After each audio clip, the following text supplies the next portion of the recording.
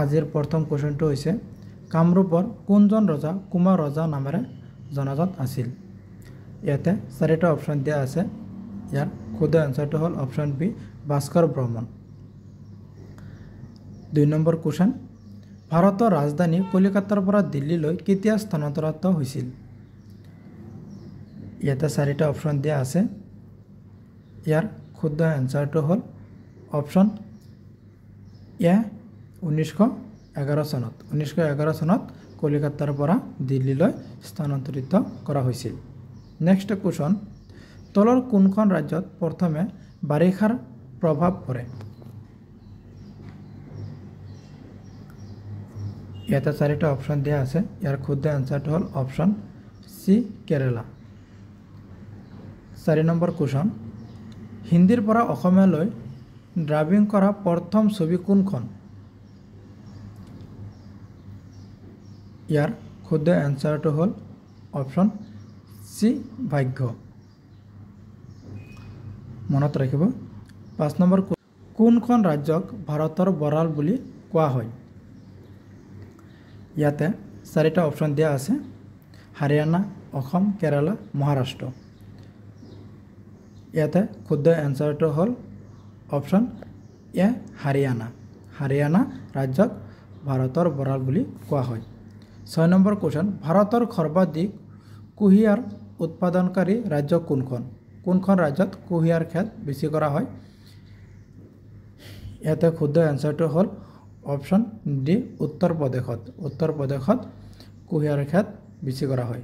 Next question ৰাজ্যপাল হ'বৰ বাবে ন্যূনতম বয়স হ'ব লাগে। ৰাজ্যপাল হ'বৰ বাবে কিমান বয়স লাগে? ইয়াতে শুদ্ধ এনচাৰটো হ'ল অপশ্যন এ 35 বছৰ। 35 বছৰ লাগে ৰাজ্যপাল হ'বৰ বাবে ন্যূনতম বয়স। 8 নম্বৰ কুৱেশ্যন মুখ্যমন্ত্ৰীক কোনে নিযুক্তি দিয়ে? কোনে মুখ্যমন্ত্ৰীক নিযুক্তি দিয়ে? ইয়াতে চাৰিটা অপশ্যন দিয়া আছে। ইয়াৰ শুদ্ধ এনচাৰটো হ'ল অপশ্যন বি ৰাজ্যপাল। ৰাজ্যপালে মুখ্যমন্ত্ৰীক নিযুক্তি দিয়ে। 9 নম্বৰ কুৱেশ্যন সংবিধানৰ সভাৰ কোন স্থায়ী সভাপতিত্ব নিৰ্বাচিত হৈছিল? ইয়াৰ শুদ্ধ এনচাৰটো হ'ল option C Rajendra Prasad. 10 number question ভাৰতীয় সংবিধানৰ কোনটো অনুচ্ছেদ সংবিধান সংশোধনীৰ লগত সম্পৰ্কিত? আৰু আপোনালোকে কেইটা এনচাৰ শুদ্ধ কৰিব পাৰে মোক কমেণ্ট কৰি জনাব। ইয়াৰ শুদ্ধ এনচাৰটো হ'ল অপশ্যন এ 368 অনুচ্ছেদ। 11 নম্বৰ কুৱেশ্যন অসমীয়া ভাষা উন্নতি সাধনী সভাৰ জন্ম কেতিয়া হৈছিল? কিমান চনত অসমীয়া ভাষা উন্নতি সাধনী সভাৰ জন্ম হৈছিল?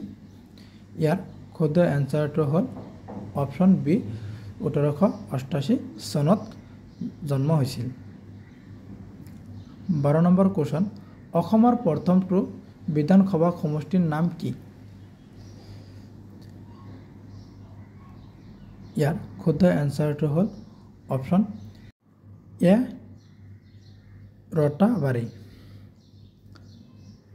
13 নম্বৰ কুৱেশ্যন অসমৰ ডিগবৈ শোধনাগাৰ কিমান চনত স্থাপন হৈছিল? কিমান চনত অসমৰ ডিগবৈ স্থাপন কৰা হৈছিল? ইয়াৰ শুদ্ধ এনচাৰটো হ'ল অপশ্যন চি 1901 চনত। 1901 চনত অসমৰ ডিগবৈ শোধনাগাৰ স্থাপন কৰা হৈছিল। 14 নম্বৰ কুৱেশ্যন অসমৰ প্ৰথমটো কাগজ উদ্যোগ কিমান চনত স্থাপন কৰা হৈছিল? কিমান চনত অসমৰ প্ৰথম কাগজ উদ্যোগ স্থাপন কৰা হৈছিল?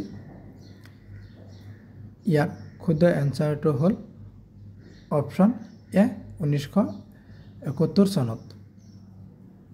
মনত ৰাখিব 1971 চনত অসমৰ প্ৰথম কাগজ উদ্যোগ কৰা হৈছিল। 15 নম্বৰ কুৱেশ্যন অসমৰ মুঠ ভূমিৰ কিমান শতাংশ বনজ সম্পদে আগুৰি আছে? কিমান শতাংশে বনজ সম্পদে আগুৰি আছে? ইয়াৰ শুদ্ধ এনচাৰটো হ'ল অপশ্যন চি 35 শতাংশ। 35 শতাংশহে অসমৰ ভূমি আগুৰি আছে। নেক্সট কুৱেশ্যন ৰাষ্ট্ৰপতিৰ ৰূপৰ পদক লাভ কৰা প্ৰথমজন অসমীয়া পৰিচালকৰ নাম কি? ইয়াৰ শুদ্ধ এনচাৰটো হ'ল option A Nip Barua. 17 number question অসমৰ ৰাজ্যিক সংগ্ৰহালয় ক'ত অৱস্থিত ইয়াতে চাৰিটা অপশ্যন দিয়া আছে ইয়াৰ শুদ্ধ এনসাৰটো হ'ল অপশ্যন সি গুৱাহাটী হৈছে অসমৰ ৰাজ্যিক সংগ্ৰহালয় অৱস্থিত নেক্সট কোৱেশ্চন অসমৰ ৰেশম শিল্পী কাৰখানা ক'ত আছে ইয়াৰ শুদ্ধ এনসাৰটো হ'ল অপশ্যন এ জাগিৰোড অসমৰ ৰেশম শিল্প কাৰখানা আছে 19 নম্বৰ কোৱেশ্চন খনিক স্কুলখন অসমৰ কোন জিলাত অৱস্থিত ইয়াৰ শুদ্ধ এনসাৰটো হ'ল অপশ্যন সি গোৱালপাৰা জিলাত অৱস্থিত খনিক স্কুলখন 20 নম্বৰ কোৱেশ্চন খৰাইঘাটৰ যুদ্ধ মোগলৰ সেনাপতি কোন আছিল খৰাইঘাটৰ যুদ্ধত মোগলৰ সেনাপতি কোন আছিল ইয়াতে চাৰিটা অপশ্যন দিয়া আছে ইয়াৰ শুদ্ধ এনসাৰটো হ'ল অপশ্যন এ ৰামসিংহ আছিল খৰাইঘাটৰ যুদ্ধৰ মোগলৰ সেনাপতি মনত ৰাখিব আৰু আপোনালোকে কেইটা এনসাৰ শুদ্ধ দিব পাৰে মোক কমেন্ট কৰি জনাব আৰু ভিডিওটো সম্পূৰ্ণকৈ চাই থাকিব 21 নম্বৰ কোৱেশ্চন উত্তৰাখণ্ডৰ ৰাজধানী কি উত্তৰাখণ্ডত ৰাজধানী ক'ত ইয়াৰ শুদ্ধ এনসাৰটো হ'ল অপশ্যন ডি দেৰাদুন হৈছে উত্তৰাখণ্ডৰ ৰাজধানী 22 নম্বৰ কোৱেশ্চন তামিলনাডুৰ ৰাজধানী কি তামিলনাডুৰ ৰাজধানী ক'ত ইয়াৰ শুদ্ধ এনসাৰটো হ'ল অপশ্যন এ চেন্নাই হৈছে তামিলনাডুৰ ৰাজধানী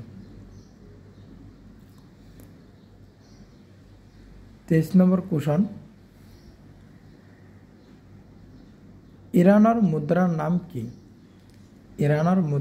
কি ইয়াৰ শুদ্ধ এনসাৰটো হ'ল অপশ্যন বি ৰিয়াল হৈছে ইৰাণৰ মুদ্ৰাৰ নাম গ্ৰীজৰ মুদ্ৰাৰ নাম কি ইয়াৰ শুদ্ধ এনসাৰটো হৈছে অপশ্যন সি ইউৰো হৈছে গ্ৰীজৰ মুদ্ৰাৰ নাম 25 নম্বৰ কোৱেশ্চন সৌৰ জগতৰ কোনটো গ্ৰহ পৃথিৱী আৰু বৃহস্পতিৰ মাজত অৱস্থান কৰে কোনটো গ্ৰহে পৃথিৱী আৰু বৃহস্পতিৰ মাজত অৱস্থান কৰে ইয়াৰ শুদ্ধ এনসাৰটো হ'ল অপশ্যন সি মঙ্গল গ্ৰহ 26 নম্বৰ কোৱেশ্চন মানুহে ব্যৱহাৰ কৰা প্ৰথম ধাতুটো কি আছিল ইয়াৰ শুদ্ধ এনসাৰটো হ'ল অপশ্যন এ কপাৰ আছিল মানুহে ব্যৱহাৰ কৰা প্ৰথম ধাতু 27 নম্বৰ কোৱেশ্চন মোহাম্মদ আলী শ্বাহৰ সমাধিস্থল গোল গ্ৰবুজ ক'ত অৱস্থিত এটা চাৰিটা অপশ্যন দিয়া আছে ইয়াৰ শুদ্ধ এনসাৰটো হ'ল অপশ্যন সি বিজাপুৰ 28 নম্বৰ কোৱেশ্চন ভাৰতৰ প্ৰথমখন ৰাষ্ট্ৰীয় উদ্যান নাম কি উদ্যানখনৰ নাম কি ইয়াৰ শুদ্ধ এনসাৰটো হ'ল অপশ্যন বি হেলাইলি ৰাষ্ট্ৰীয়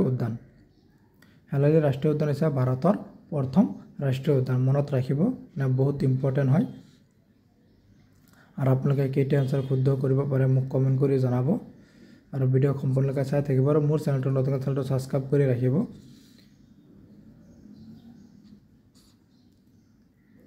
29 নম্বৰ কোৱেশ্চন অসমৰ সৰ্বশিক্ষা অভিযান মিছন কেতিয়া প্ৰতিষ্ঠা হৈছিল কিমান চনত প্ৰতিষ্ঠা কৰা হৈছিল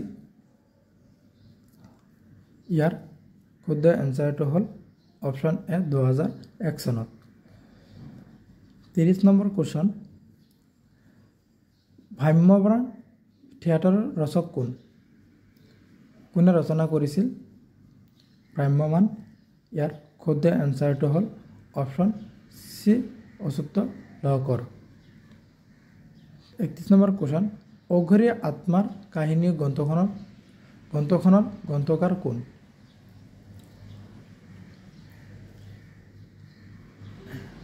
এটা চাৰিটা অপশ্যন দিয়া আছে ইয়াৰ শুদ্ধ এনসাৰটো হ'ল অপশ্যন এ সৈয়দ আব্দুল মালিক 32 নম্বৰ কোৱেশ্চন উত্তৰ পূব ভাৰতৰ কোনখন ৰাজ্যক আগতে নেফা বুলি জনা গৈছিল কোনখন ৰাজ্যক নেফা বুলি জনা গৈছিল ইয়াৰ শুদ্ধ এনসাৰটো হ'ল অপচন সি অৰুণাচল প্ৰদেশক নেফা বুলি জনা গৈছিল খালিস্তম্ভৰ বংশৰ শেষৰ ৰজাৰ নাম কি সেইজন ৰজাৰ নাম কি ইয়াৰ শুদ্ধ এনসাৰটো হ'ল অপচন ডি ত্যাগ সিংহ আছিল খালিস্তম্ভৰ বংশৰ শেষজন ৰজাৰ নাম 34 নম্বৰ কোৱেশ্চন মানৰ প্ৰথম আক্ৰমণৰ সময়ত আহোমৰ বুঢ়াগোহাঁই কোন আছিল ইয়াৰ শুদ্ধ এনসাৰটো হ'ল অপচন বি পূৰ্ণানন্দ বুঢ়াগোহাঁই আছিল 25 নম্বৰ কোৱেশ্চন কামাখ্যা মন্দিৰ নিৰ্মাণ কৰা ৰজাজন কোনে কামাখ্যা মন্দিৰ নিৰ্মাণ কৰিছিল ইয়াৰ শুদ্ধ এনসাৰটো হ'ল অপচন ডি নৰকাসুৰে কামাখ্যা মন্দিৰ নিৰ্মাণ কৰিছিল নেক্সট কোৱেশ্চন বুঢ়া ৰজা খাত আহোমৰ ৰজাজন কোন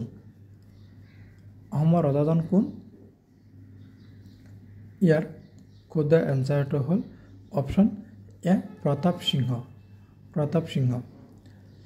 নেক্সট কোৱেশ্চন প্ৰথম অসমীয়া বাতৰি কাকত অৰুণোদয়ৰ প্ৰতিষ্ঠাপক সম্পাদক কোন ইয়াতে 4টা অপচন দিয়া আছে ইয়াৰ শুদ্ধ এনসাৰটো হ'ল অপচন বি নাথান ব্ৰাউন মনত ৰাখিব নাথান ব্ৰাউন হৈছে প্ৰথম অসমীয়া বাতৰি কাকত অৰুণোদয় 38 নম্বৰ কোৱেশ্চন কেশৰী বাতৰি কাকতৰ প্ৰতিষ্ঠাপক কোন আছিল এই প্ৰতিষ্ঠাপক ইয়াৰ শুদ্ধ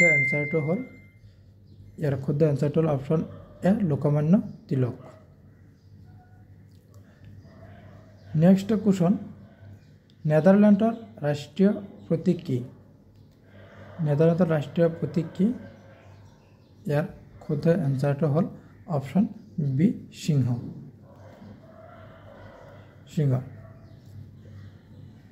তলৰ কোনটো ধাতু পানীত জ্বলি উঠে ইয়াৰ শুদ্ধ এনসাৰটো হ'ল অপচন সি সোডিয়াম ধাতুৱে পানীত জ্বলি উঠে আজি আছিল এইখিনি ভিডিঅ'খিনি সম্পূৰ্ণ চোৱাৰ বাবে ধন্যবাদ জয় অসম আৰু মোৰ চেনেলটো ছাবস্ক্ৰাইব কৰি ৰাখিব